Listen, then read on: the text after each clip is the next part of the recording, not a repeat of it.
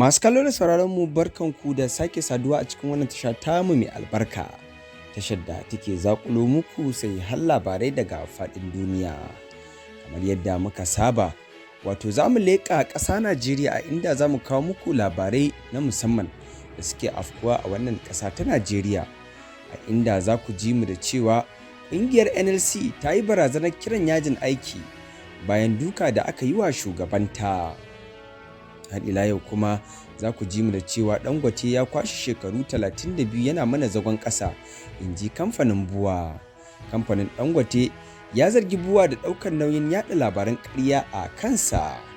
Yanzu kan labarin kan riga ka saurara, amma daga bisani za ka ji mu da cikakken rahoton. Makafin nan, idan har wannan shine zuwanka na farko na tasha tamu mai albarka, don Allah kada ka manta ka taimaka kai mana subscribe tare da danna alamar ƙararrawa, domin haka ne zai baka damar samun labarai da rahotanninmu da ma bidiyon da zarar mun ɗaura su. Assalamu alaikum, sai a biyo mu sannu a hankali kuma gyara zama don jin cikakken rahoton da muke ɗauke da shi. Bari mu fara kawo muku labarai kan yajin aikin da ƙungiyar kwadagon Najeriya ta yi barazanar kira. Ƙungiyar kwadago a Najeriya wato NLC ta yi barazanar kiran yajin aiki bayan duka da aka yi wa shugabanta. Wato a shekaran jiya Juma'a ne dai babbar ƙungiyar kwadago a Najeriya wato NLC ta yi barazanar kiran yajin aiki bayan da aka yi wa shugabanta duka a wajen wani taro, lamarin da ya janyo cece-kuce a faɗin ƙasa Najeriya. Ƙungiyar kwadago ta Nigeria Labour Congress wato NLC ta yi ikirarin cewa hukumomi a yankin kudu maso gabashin Imo sun shirya harin ne domin daƙile zanga-zangar neman haƙƙin wato ma'aikata. An ce Joe Ajaero ya samu rauni sosai lokacin da 'yan sanda da gungun 'yan daba suka farwa shugaban ƙungiyar, inda suka ɗaure shi a cikin wata mota. Sai dai 'yan sandan sun musanta kama Ajaero, sun kuma yi ikirarin cewa sun tsare shi ne domin kare shi daga harin 'yan daba, yayin da gwamnan jihar ya shaidawa kafafen yaɗa labaran Najeriya cewa harin mummunan lamari ne, kuma ya zargi Ajaero da tsoma baki a harkokin siyasar cikin gida. Ƙungiyar kwadago ta NLC da sauran manyan ƙungiyoyin kwadago a Najeriya kamar su TUC sun tattauna da gwamnati kan sauye-sauyen da aka yi a baya-bayan nan da aka samu ƙarin farashin man fetur da kuma tsadar kayan abinci. A wata sanarwar haɗin gwiwa da suka fitar a ranar Juma'a, sun ce ba za su ci gaba da aiki ba a masana'antun Najeriya daga ranar Laraba na mako mai zuwa ba idan har gwamnati ta gaza biyan musu bukatunsu, da suka hada da korar jami'an 'yan sanda. Wakilan NLC sun bayyana cewa muna cikin damuwa cewa ya zama laifi ga ma'aikata a Najeriya sun taru don yin zanga-zangar lumana.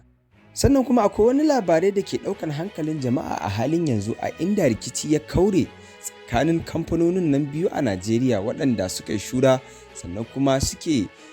tafiya kafaɗa da kafaɗa da juna, wato kamfanin BUA da Dangote. A inda za mu fara kawo muku ikirarin da kamfanin BUA ya ce kamfanin Dangote yana masa zagon ƙasa. Dangote ya kwashe shekaru 32 yana mana zagon ƙasa, in ji kamfanin BUA. Kamfanin BUA ya mayar da martani akan zargin ɓata sunan da ya ce Aliko Dangote ya masa ta kafofin yaɗa labarai, inda ya musanta zarge-zargen da kuma ƙarin haske akan takun saƙar da take tsakaninsu tun daga shekarar 1991. Sanarwar da kamfanin BUA ya ce ya gabatar sun fara samun matsala da Dangote ne tun daga watan Agustan shekarar 1991, a lokacin da suka ɗauki aniyar bunƙasa aikin samar da sukari wanda a lokacin ya yi ƙaranci a Najeriya. Kamfanin BUA ya ce a wannan lokacin ya zama ɗaya daga cikin waɗanda suka samu lasisin samar da sukarin, abin da ya sa Aliko Dangote ya tinkare su domin sayan sukari daga wajensu, amma ba su san cewar yana shirya musu zagon ƙasa ba ne. A cikin sanarwar ta ce bayan sun kulla ciniki, Dangote ya ba su katin kuɗi na bankin Society General na bogi, amma da suka je karɓar kuɗi sai suka tarar da babu kuɗi a bankin, abin da ya kai ga maka su a kotu da kuma rufe kadarorin da suka mallaka sakamakon zagon ƙasa da suka ce Dangoten ya musu. BUA ya ce wannan ta sa hukumomi suka rufe musu asusun ajiyar bankunansu har watanni 3 tare da rufe wuraren ajiya na kadarorinsu da kuma gwada ƙarfin imaninsu. Kamfanin ya ce bayan wancan takaddamar da suka tsallake bayan 'yan shekaru sun buƙaci buɗe kamfanin sarrafa sukari domin inganta harkokinsu a Lagos. Saboda haka suka tuntuɓi wanda ake kira Usman Ɗantata kafin Allah ya masa rasuwa, wanda kawu ne ga Aliko Dangote, inda suka karɓi hayar filinsa a tashar ruwan wato Tinkan. Bayan sun rattaba hannu akan yarjejeniya tare da sanin hukumar da ke kula da tashoshin jiragen ruwa wato Najeriya wato Nigerian Port Authority NPA da kuma biyan hakkokin da suka rataya a kansu, Dangote ya je wurin shugaban ƙasa na wancan lokacin wato Olusegun Obasanjo domin gabatar da ƙorafi a kai. BUA ya ce Obasanjo ya ba da umarnin soke lasisin filin da kuma mika mallakarsa ga Dangote, matakin da ya kai ga kawunsa Usman Ɗantata ya yi asarar filin, yayin da aka baiwa BUA umarnin barin filin cikin sa'o'i 24 daga bisani, sanda suka kwashe shekara guda kafin samun wani fili na daban. Kamfanin ya ce filin da ya mallaka domin kafa wurin sarrafa sukarinsa a Lagos a yau ya fito ne daga mahaifin wato shugabansu, wanda ya mallaka masa kyauta, abin da ya kai ga daga darajarsu ta zama kamfani mafi girma da ke sarrafa sukari a yankin Afirka ta Yamma. BUA ya ce daga nan kamfanoninsu sun ci gaba da haɓaka duk da gadar zaren da ake shirya musu suna tsallakewa. Kamfanin ya kuma ƙara da cewa a shekarar 2007 lokacin mulkin shugaba Umaru Musa 'Yar'aduwa da ake buƙatar bunƙasa harkokin samar da siminti da kuma kawar da mamayar da wasu suka yi a ɓangaren, an baiwa wasu kamfanoni guda 6 lasisi ciki har da BUA, amma ƙoƙarinsu na samun inda za su dinga sauke siminti a Lagos ya fuskanci matsala, dalilin da ya sa suka karkata zuwa Fatakwal. BUA ya ce ba ƙaramar adawa suka fuskanta ba har sanda shugaba 'Yar'aduwa ya ba da umarni ga ministan sufuri da shugaban hukumar NPA cewar ya zama wajibi a ba su damar ba da gudunmawa a wannan ɓangaren. Wato kamfanin ya ce yayin da ake wannan sai wani mataimakin shugaban ƙasar shige da fice da ake kira wato Oil Brown, wanda wansa ke aiki da Dangote ya kaddamar da yunkurin korar ma'aikatansa 'yan ƙasashen Asia, waɗanda abin da ya tada hankalinsu da kuma tilasta su tuntuɓar mai baiwa shugaban ƙasa shawara akan tattalin arzikin ƙasa wato Tanimu Yakubu, wanda nan take ya kira shugaban hukumar ta ƙasa don dakatar da korar ma'aikatan waɗanda aka shirya sanya su a jirgin Emirates domin tilasta musu barin Najeriya. BUA ya ce daga bisani Brown ya amsa tuhumar da ministan ya masa, abin da ya sa aka kore shi daga aiki. Kamfanin ya kuma taɓo irin adawar da ya fuskanta wajen kafa kamfaninsa na siminti da ke Edo da kuma irin gudunmawar da shugaba Muhammadu Buhari da gwamna Obasake suka bayar wajen ganin ba a hana su aikin ba, tare da matsalar da suka fuskanta wajen kafa kamfanin sarrafa sukarinsu da ke Fatakwal. BUA ya ce duk da waɗannan matsaloli da ya ta fuskanta, gwiwarsa ba ta yi sanyi ba a ƙoƙarinsa na kawo sauƙi ga ƙasa da kuma gudanar da harkokin kasuwanci ta hanyar doka da kuma tanadinta. Har ila yau kuma a cikin wannan dambarwa, kamfanin BUA ya mayar da martani, ko kuma kamfanin Dangote ya mayar da martani, inda ya ce ya zargi BUA da ɗaukar nauyin yaɗa labaran ƙarya a kansa. Katafaren kamfanin Dangote da ke Najeriya ya musanta zargin cewa ya sanya kansa cikin haramtacciyar musayar kuɗaɗen waje, inda ya gargaɗi masu yaɗa irin wannan zargin cewar yana iya wato kawo zagon ƙasa da kuma kaucewa hakan. Sannan kuma kamfanin ya gabatar da wannan gargaɗi ne sakamakon wasu rahotanni da aka wallafa a kafofin intanet da ke zargin cewar shugaban kwamiti na musamman da shugaban Najeriya ya kafa Jim Obaze domin binciken ayyukan babban bankin Najeriya a ƙarƙashin jagorancin Godwin Emefiele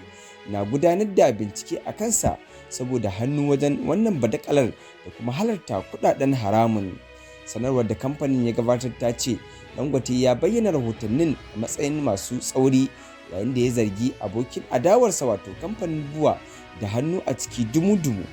Dangote ya ce tun daga shekarar 2016 aka fara yada irin waɗannan labarai na ƙanzan kurege a jaridun Business Day da kuma Leadership, inda ya ce sun sake farfado da su ne yanzu domin gabatar da su kamar wasu sabbin labarai. Kamfanin ya ce abin takaici ne yadda a ranar 14 ga watan Maris na shekarar 2016 jaridun Business Day da kuma Leadership suka wallafa rahotannin cewa kamfanin Dangote ya karkata dala biliyan 3 na kudaden waje zuwa wasu kamfanoninsa da ke wajen Najeriya, matakin da ke da nasaba da halatta kudin haramun. Dangote ya ce wannan rahotannin da ake ta yadawa a shekarar 2026 shine kuma aka sake wallafa shi a yanzu da sunan wani wai Ahmad wato Fahad a matsayin korafin da aka gabatar na shugaba Bola Ahmad Tinubu da kuma Jim Obaze, shugaban kwamitin bincike na musamman ke gudanar da bincike akan ayyukan babban bankin Najeriya. Kamfanin ya ce abin takaici shine yadda wasu kafofin intanet suka dinga ɗaukar labaran suna wallafa shi da zumar ɓata masa suna. Dangote ya ce yunkurin waɗanda suka kitsa wannan labari na kawar da hankalin jama'a da kuma farfado da tsohon labarin abin takaici ne. Ganin yadda waɗancan jaridu wato guda biyu da suka wallafa shi a shekarar 2016 suka fito fili suka kuma nemi gafarar shugabannin kamfanin Dangote da kuma janye labaran da suka yi a kai baki ɗaya. Kamfanin ya ce jaridun Business Day da Leadership sun tabbatar da cewa kamfanin BUA ne ya ɗauki nauyin wallafa rahotannin. Dangote ya ce yana samun kuɗaɗen waje domin gudanar da ayyukansa ne ta hanyoyin bankuna kamar yadda dokokin CBN suka tanada, kuma suna gabatar da takardun da suka dace wajen samun kuɗaɗen sayan kayayyakin aiki da kuma kafa kamfanoninsu domin ciniki na yau da kullum kamar na siminti. Kamfanin ya ce kuma an bayyana ƙarara yadda aka gudanar da hada-hadar kuɗaɗen da kuma lokacin da za a biya basussukan da aka karɓa kamar yadda ƙa'idojin duniya suka tanada. Dangote ya ce babu wani lokaci da suka saba ƙa'ida wajen gudanar da harkokinsu na karɓar kuɗaɗe daga bankuna ko ƙulla harkokin kasuwanci ko kwangila ko kuma biyan kuɗaɗen da suka dace. Kamfanin ya ce wannan ta sa manyan jami'an gwamnatin Najeriya tare da shugabannin bankuna tare da manyan kamfanoni da ma shugabannin ƙasashen waje halartar bukukuwan ƙaddamar da kamfanoninsa. Dangote ya ce kuɗaɗen da ya karkata zuwa faɗaɗa ayyukan da yake yi a ƙasashen Afirka halattattu ne da suka fito daga masu zuba jari a waɗannan ƙasashe, yayin da suka shigo da dala biliyan 700 ko kuma 576 zuwa Najeriya da ya taimaka wajen daidaita kasuwannin kuɗaɗe na ƙetare. A ƙarshe, kamfanin ya sake jaddada cewar yana faɗaɗa ayyukan kamfanoninsa ne ta hanyar samun kuɗaɗen ƙetare ta bankuna kamar yadda dokokin CBN suka tanada, kuma lokaci zuwa lokaci yana gabatar da rahoto ga bankuna domin mika su ga babban bankin Najeriya. Hakan kuma ya kawo mu ƙarshen wannan rahoton kenan. Amma mai kallo da sauraron mu zaka iya baje kolin ra'ayinka a dandalin comment section tare da dangwala mana alamar dan yatsa domin karfafa mana ƙwarin gwiwa wajen zakulo muku sai har labarai ba na shafcin giza ba. Haka kuma muna ƙara roƙon alfarmaka da cewa idan har wannan shine zuwanka na farko wannan tasha ta mu mai albarka, don Allah kada ka manta ka taimaka kai mana subscribe tare da danna alamar ƙararrawa, domin haka ne zai baka damar samun labarai da rahotanninmu da ma bidiyoyinmu da zarar mun ɗaura su. Sannan kuma muna godiya kan yadda kuke turo mana da sakonnin fatan alkhairi da ma yadda kuke jin daɗin shirye-shiryenmu a koda yaushe. Hakan nasara ce a gare mu, kuma mun gode. Bisalam.